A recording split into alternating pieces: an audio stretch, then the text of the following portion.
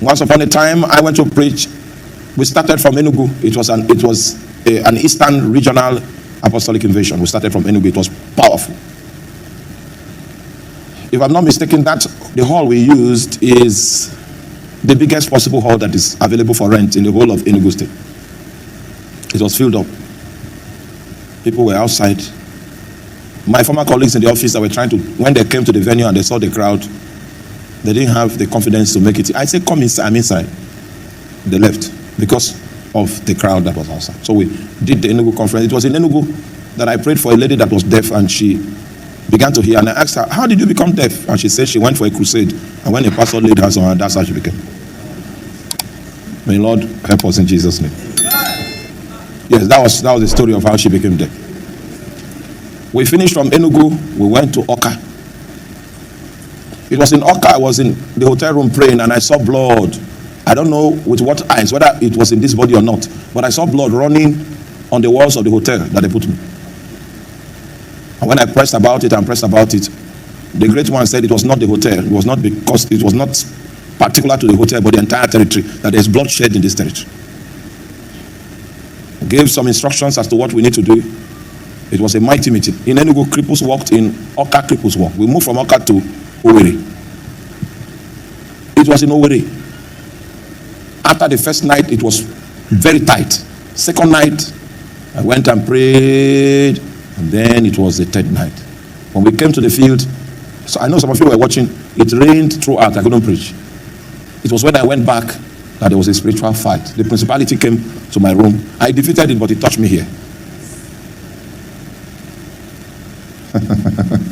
Please help me tell neighbor, we wrestle. It touched me here. I left Owerri, I went to Aba. We had our meeting in Aba, powerful. From Aba, I went to Port Harcourt, the edge of Port Harcourt, and finished the whole instant conference. By the time I got back, I thought I was dead. And Shala now came and said he has crusade somewhere that he told them that I'm coming. I put on one garment and followed him. We crossed the river. What's the river in Gbee's village, Pastor Gbee? Crossed the river to go for the crusade. I was on the pulpit preaching, and they didn't know I was blind.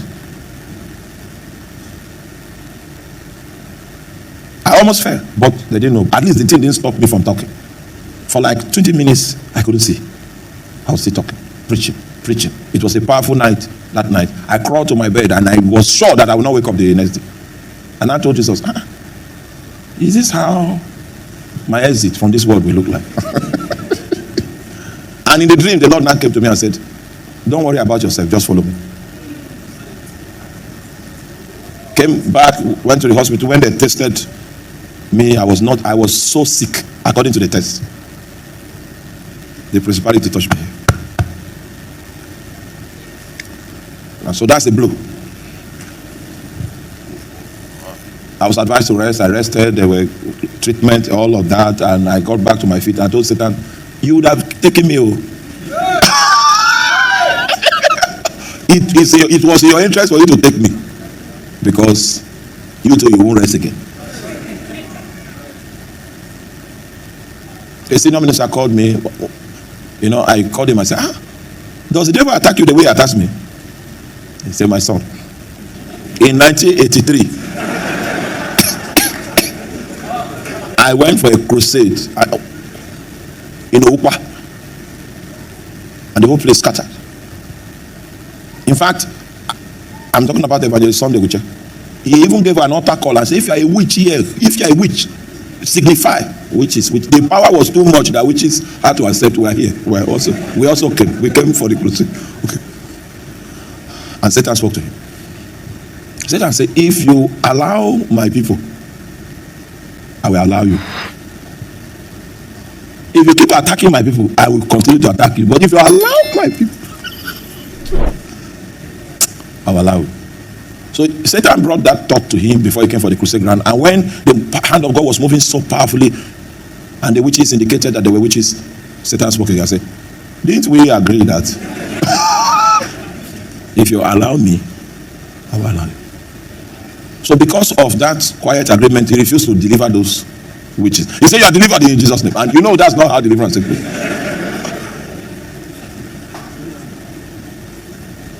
Do you know that she was driving out of that crusade ground on the way, just like 1 hour on the way back home, the witches, they attacked him.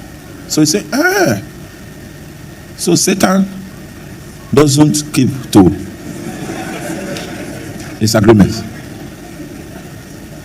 So he made up his mind that he was going to, that's 1980, what? 3. How many years down the road? He made up his mind that he was going to do damage to the kingdom of darkness.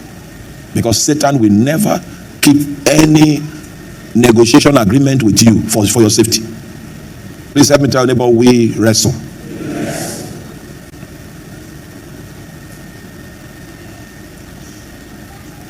If the issue of that attack was not strong, I will not tell you. The thing, it was as if life was living. But I continue preaching.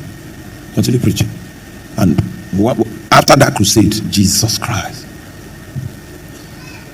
I learned a thing or two. First thing I learned was not to overstretch my body. Right? You need to be in very good balance in health, in spirit, to be able to combat spiritual warfare. Don't stand at any extreme. Satan will exploit it. Are you with me? So even now that you are fasting, ensure that you are hydrated. Take water. Don't say you are. Don't find yourself on any extreme whatsoever if you want to survive this